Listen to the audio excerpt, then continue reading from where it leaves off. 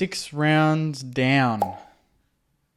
Feel like it's a good time to kind of talk about what's happened, where we're going, the good, the bad, get your thoughts as well. It's a quarter of the season. That's a fair chunk. That's enough of a sample size to have an idea of a few things. So I thought I'd do a video today to talk about that. Our record, 2-4, 13th, 2 wins being against Collingwood and Richmond, and 4 losses against Geelong, Essendon, the Giants, and the worst of the lot, the biggest of the lot, against the Dogs last Thursday night. Biggest issue, midfield and forward line.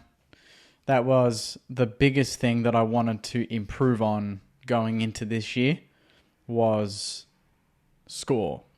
Kicking bigger scores.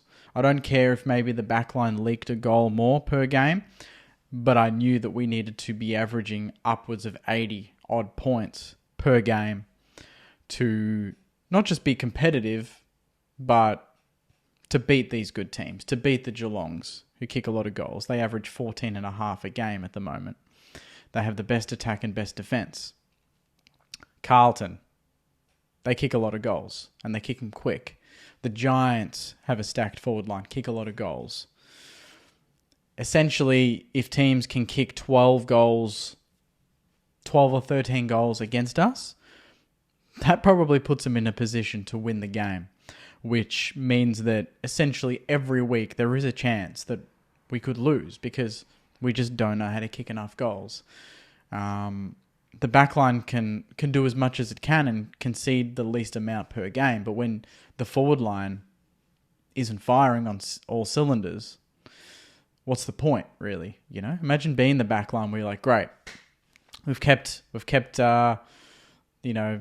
Essendon to 11, 12 goals. Oh wait, we only kicked 10 ourselves. Great job, forward line. Awesome job. Good job, mids. You're really creating the opportunities there for them. That's kind of the way I've been seeing it.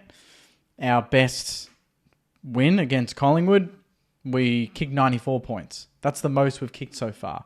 Every other week we've kicked 68, 67, 67, 79, and 64. We've kicked between 60 and 70 points in 4 of those games. 4 of the 6. You're not going to win any, and no surprise, those were, apart from the Richmond game, all losses. We got lucky in the Richmond game. They didn't have Tom Lynch. Who knows what could have happened if Tom Lynch was playing that day. It's just annoying because we average, we're second for kicks, 4th for disposals per game, 3rd for marks. That essentially tells me that like last year, we own the football, but we're just not doing anything with it, which is surprising because of Nasiah, Sinclair back, Riley Bonner. We've got good ball users out of the back half, but I feel like we've been a bit more, I'll just say PG-13. We're not really taking any sort of risks. We're not going for the ballsy pass in the middle of the ground as much as we did. The last time I think we really did that was against Collingwood, and we won the game. I can't really recall us doing that too much since then. And up until last week, we've kind of been in every game. Up until last week, I think we had one of the smaller, losing margins per game. Obviously, Geelong are undefeated, so there's a 0. But next best is probably us and a few other teams, in the top 4. That just proves that in every game we've been there, we've fought for it. And why I'm trying not to be too losing my mind, I suppose, over the Thursday night game, because that's the first time this season it happened. Last year, Ross has even said Adelaide and maybe the Gold Coast game were the only 2 games last year where I thought, geez, the boys aren't there. They're not trying, or they're not, look like they've given up in the game a little bit. But apart from, 3 games in the 28 or so that Ross has coached, we've tried. We've given heart. We've been in the game. We could have won the game.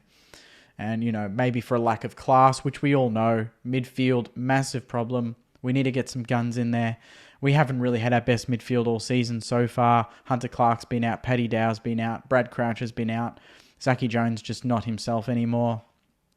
We've had to put Seb Ross in there. Filippo has been going through there, and it's really good to see him getting experience. But at the same time, that is, I guess you sacrifice a bit more of an impact in the midfield when you've got a youngster like him learning the trade down there. And then the forward line, we've just not even found the right mix. Jack Hayes hasn't played. Hopefully he does this week. Max King's been in and out of the side, injury, suspension. It's just no continuity there. Caminiti's done his best. Sharman's been thrown on the wing, the back line, and tried to go deep. Membry, very inconsistent in my eyes. Jack Higgins, very inconsistent. Dan Butler, where is the Dan Butler from 2020? Where's that gone? That pressure forward that we love. He's just a shell of himself at the moment, and now he's got a hamstring injury. Liam Henry plays the game that we all wanted to see against Collingwood, and then he does a hamstring. Mason Wood, we're missing him, so the wings are very, very bare at the moment. And the back line has probably been the most stable part of the ground. But like I said, if you're not scoring, it doesn't really matter what the hell the back line's doing. And it just goes to show that when we're ranked 14th for points for, 12th for tackles, 17th for hit-outs. Rowan Marshall, I think, needs a chop-out. He's been amazing, but at the same time, we rely too heavily on his own clearance work to get a clearance, because when he wins a hit-out, which is, again, rare because he's 17th for hit-outs, we're not really doing too much with it. So just that attack on the football is just not quite there. Inside 50s per game, 13th, not bad, but not great. Clearances per game, 15th. So we're 17th for hitouts, 15th for clearances, and 14th for points for per game. That in itself just summarizes where we're at right now. We can't win a clearance. We can't score. I mean, that's two of the most important, if not the two most important factors in AFL football, apart from defending, which we do pretty okay at. We can't do anything on the offensive side. And until we fix that, until we get a rhythm there where we can really kick easy goals, we talk about how we want to play quick football, we are fit. We haven't really shown that in 6 weeks. We've shown it late against the Giants, but apart from that, I wouldn't say we've really looked on top of the ground like maybe the preseason suggested. Obviously, there are some positives though in this time, and we have won 2 games out of the 4. We did beat the reigning premier. And I guess the main thing is we are blooding players, and Ross clearly is sticking to that plan. We've seen Hasty, we've seen Wilson, we've seen Garcia, we've seen Collard, we've seen Mitchie Owens, Filippo in the guts, Sharman, Caminiti come through. I'm probably Winhager, and he's looking pretty good now. So that's 7 or 8 players there under the, with less than 75 games experience, maybe less than 60, 50 games experience. And we're getting the games into them now so that hopefully in a year or two's time, when they get a bit more experience and we're hopefully challenging, that's when they can all come together and really hit form at the same time. So that is the key positive.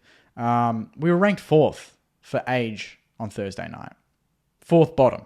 That's how, and only below us was Hawthorn, I think West Coast and North or something like that. Very inexperienced teams that are generally at the bottom of the ladder over the last couple of years. So it is a credit to Ross and the coaches and the players that we're not quite reflecting that inexperience as much. Last week we probably did, but again, mitigating circumstances. It's hard to kind of decide. But I'm not going to write the season off just yet after a 2-4 start. I'm going to be watching very keenly on Friday night against Port. I know our record there is shocking, but it's again the way we go about it. Last year we lost plenty of games, but we didn't come out of them feeling like shit. We just go, well, not quite there yet, or lack a bit of class here and there. We had our chances, didn't take them. It wasn't the boys didn't rock up. Geez, do they even care? We didn't even have that as an excuse. So the fact that it's only happened once this season in 6, I'm hoping that's the last time I have to really review a game like that. I don't think that Thursday night has lost my trust.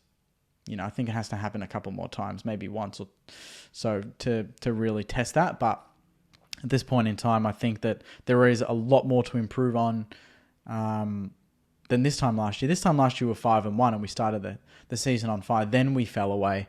Could this be the other way around where we start slow? We haven't got quite our best team on the park yet, but then come rounds 12, 13, or, towards the back end of the season, we get those players back. We've grown into the season. It's not a sprint, it's a marathon. That's what they say. Maybe last year we took it as a sprint a little bit. We didn't have the legs at the end of the day and we fell away. There is pros and cons to every situation. Last week, it was just a big fat con. It was just bad, all of it.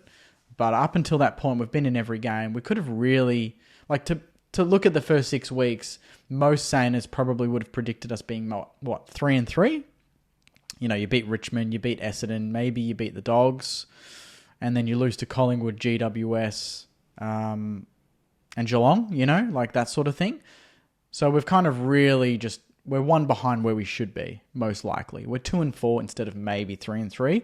Although, based on the games and how winnable they looked in them, we could easily have been 4-2. So not quite the Saints side I've been expecting, but at the end of the day, I didn't also predict we'd have key players missing like we have, although it's no surprise when it's St Kilda, because that just always bloody and it's always at the start of the season. We can never really get momentum from round 1 to round 10. It's always from round 10 onwards then we get players back. So, but who knows, maybe this is the week we get the Hunter Clarks, the Jack Hayes, these sort of guys back.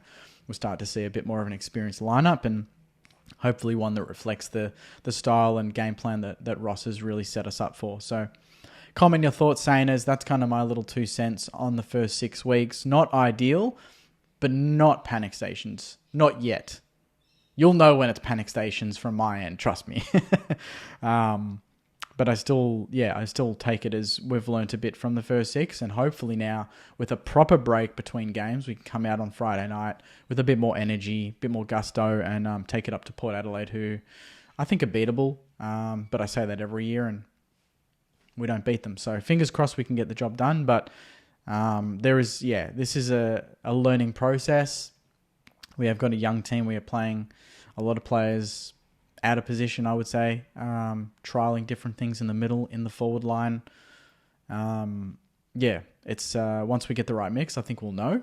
But I don't think we're anywhere near the right mix yet in terms of selection, in terms of best 22. We're not even close. So once we get players back, we'll have more of an idea. But for now, it is what it is. We're 2-4. I would have taken 3-3, but to be one behind based on all the circumstances that I've stated, not a huge problem. We are still a way off the top 4 sides. Absolutely. I'm not going to sugarcoat that. We have so much to go, so much distance to gain on them. But what we've got in place, I think, is the right thing to do to get to where they're going to be, or to where they are, those top 4 teams. So I guess from this point on, we just got to try and notch up the wins. We don't want to get too far behind that the season's cooked. But that's just my thoughts, Sana. So thanks very much for watching. Comment your thoughts as well. How have you kind of rated the first 6 weeks? Maybe a 5 out of 10, I would say. Maybe a 6 out of 10. Not much more than that. So let me know in the comments. Thanks very much. And as always, go you mighty Saners. See you guys.